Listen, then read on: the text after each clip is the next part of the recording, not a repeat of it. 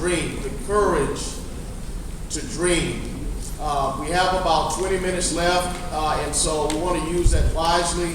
So I'm not going to take up too much of your time, but I believe that it's a very important moment that we're living in today, that we're living in a historic time. The 1960s was not the only historic era that ever existed. We are living in a historic era today.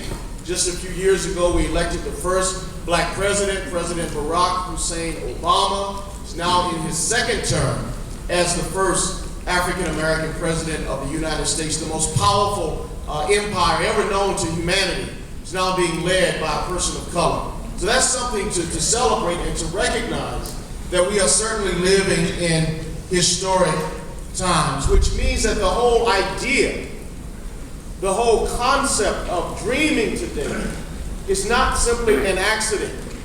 It becomes something that can be intentionally embraced as a means to look toward the future for a brighter day.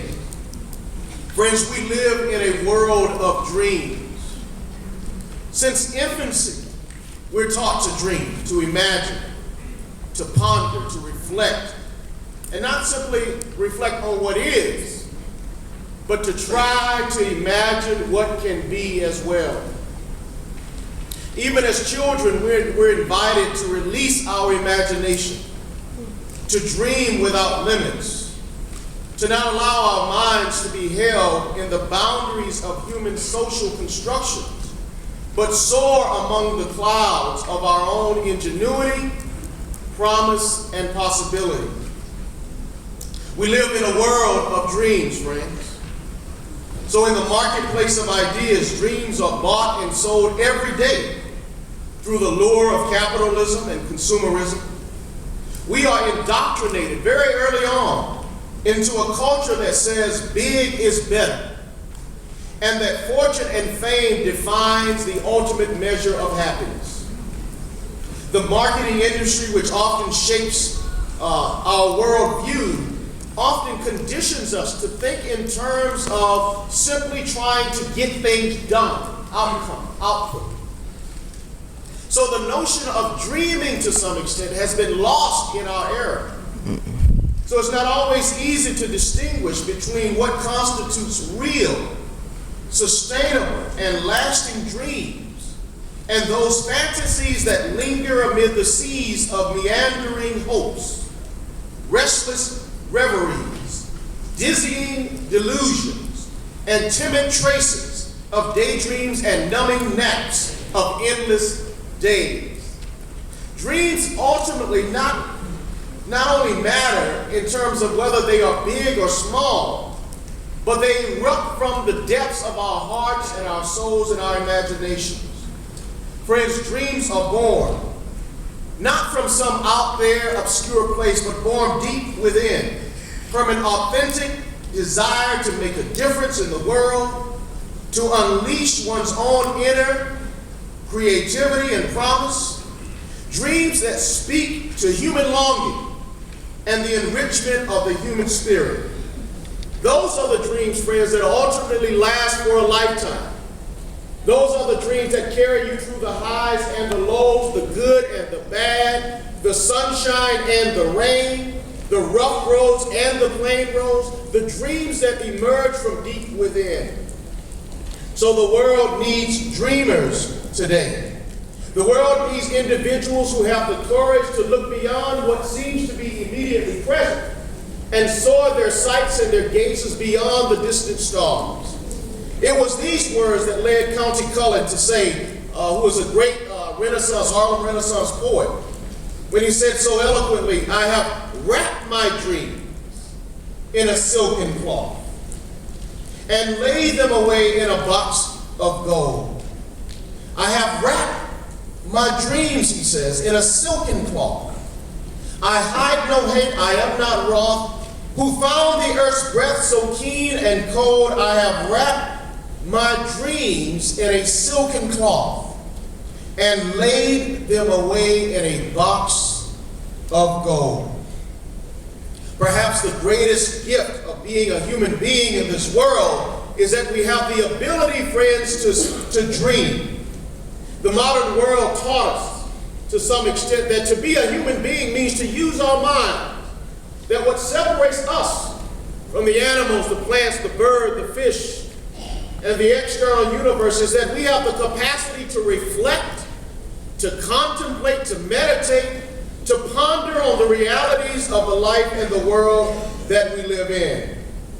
In the words of Mark Twain, we as human beings are the only creatures in the world that have the ability to blush. That is to say, we have the ability to think critically and to think hard and long about the depth and the nature of the life that we choose to live.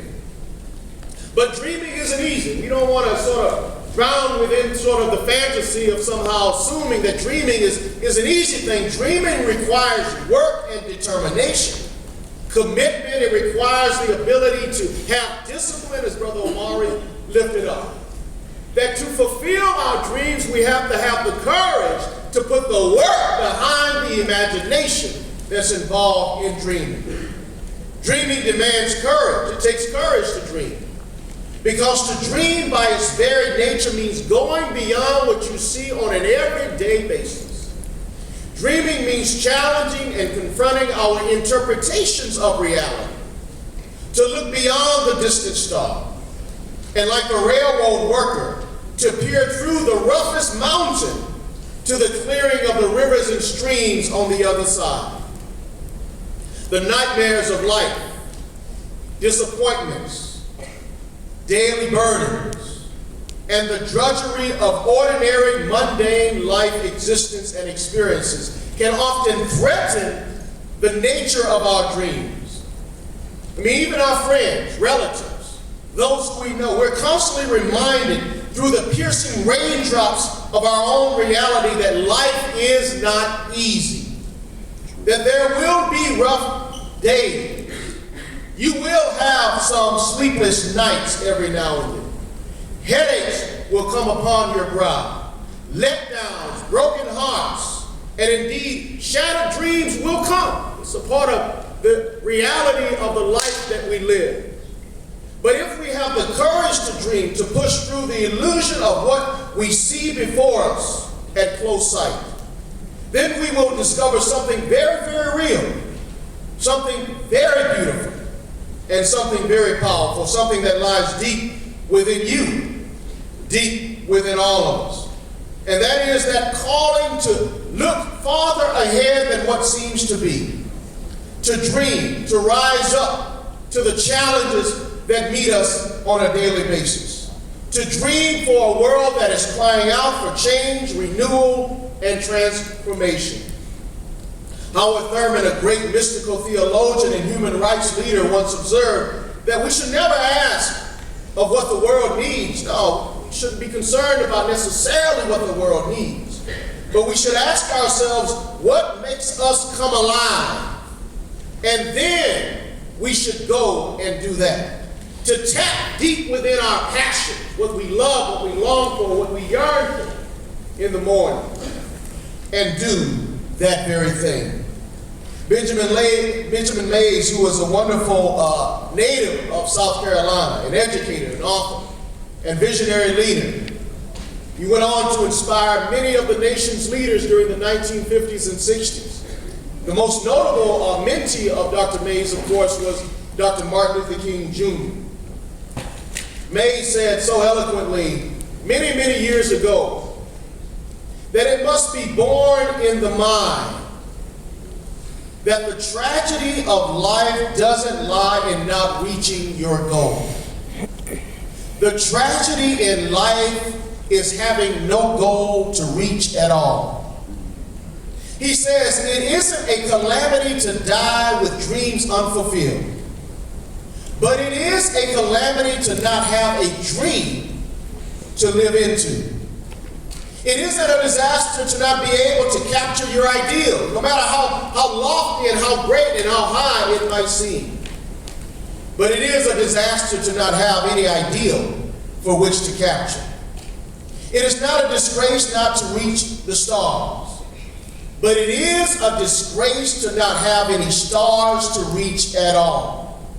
He goes on to say that not failure, but low aim is sin.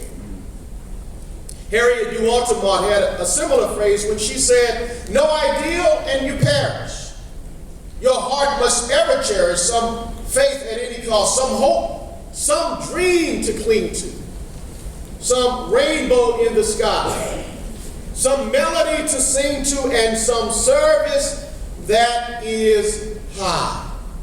And of course, there will be moments, even in your matriculation, in your journey in life, when you will feel as if your dreams will never be fulfilled, that you will be told to dispose of your dreams. But friends, it is in those moments that you must dream that much deeper and stronger with an utter determination. Most of us are familiar with the great I Have a Dream speech from Dr. Martin Luther King Jr. that was delivered on August 28th of 1963 on a hot summer day in Washington, D.C.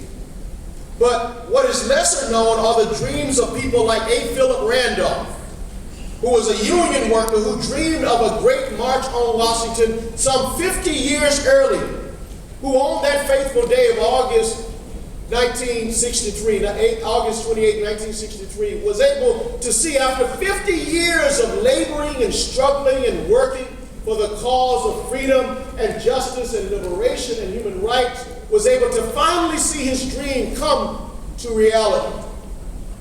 But what we learn from A. Philip Randolph is that our dreams are not necessarily just for us alone. That we're given dreams. Our dreams are not simply for us, but for the world that we live in as well. So there are so many dreams. And I would challenge you, friends, to never give up on your dreams. If you don't have a dream, I encourage you to discover your dream, to tap into the inner recesses of your mind and your heart and your spirit, to long for something that is bigger than yourself, to dream impossible dreams. From that wonderful movie, Man of La Mancha, 1972, the wonderful song that many of us may have heard, but some of us may not have heard, that says, to dream the impossible dream, to fight the unbeatable foe, to bear with unbearable sorrow, to run where the brave dare not go, to right the unrightable wrong, to love pure and chaste from afar, to try when your arms are too weary, to reach the unreachable star. This is my quest, to follow that star. No matter how hopeless, no matter how far.